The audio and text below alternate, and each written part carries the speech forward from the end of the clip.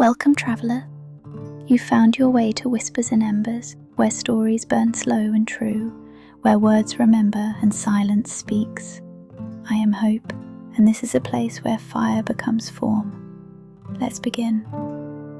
Red Sweet Wine by Andreas Konstantinou.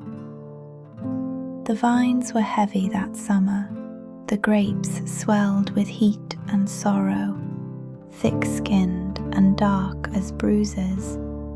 Eleni moved among them like a shadow, basket in hand, hands scratched, shoulders burned.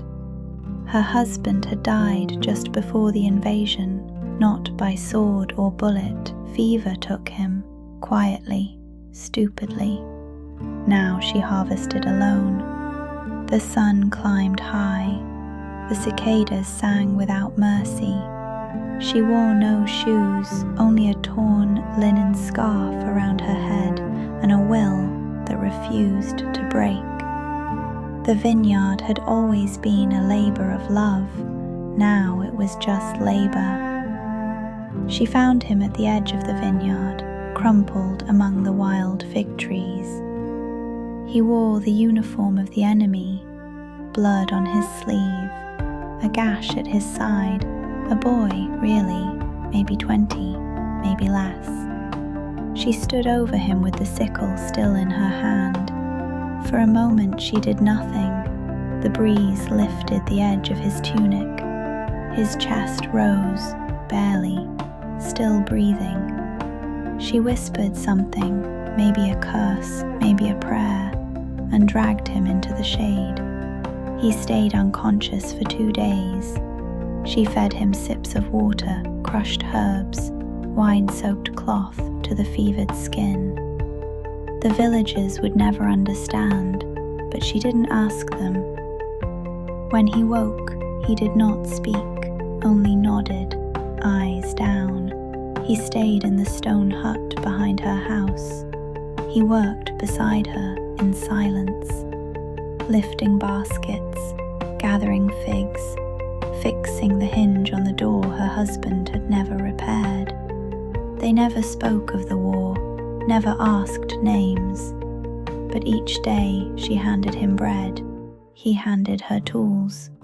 They learned each other through touch. One morning the sky turned red again, another army passed through.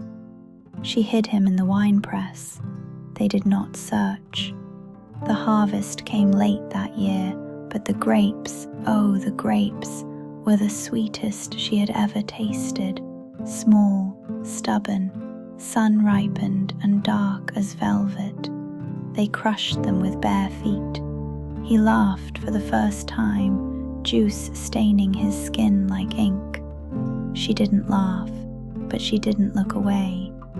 He stayed when the soldiers left, never said why. Maybe he had no home to return to. Maybe he did and chose not to. It didn't matter. He helped her build the cellar. He carved new handles for the barrels. He repaired the roof before the rains. She let him. At the festival of St. George, the priest offered her a blessing. She accepted it silently, but she poured 2 glasses that night, one for her, one for the man in the enemy's skin. They drank under the pomegranate tree, and for the first time in years, she slept through the night. The wine that year was dark, sweet, and strange. No one could place the taste, but they drank it all. And every bottle bore no label, only a single word scratched into the clay. Forgiven. Thank you for walking the embered path with us. If this flame touched you, like, subscribe, and pass it to another soul in need of light. Until next time, stay close, love,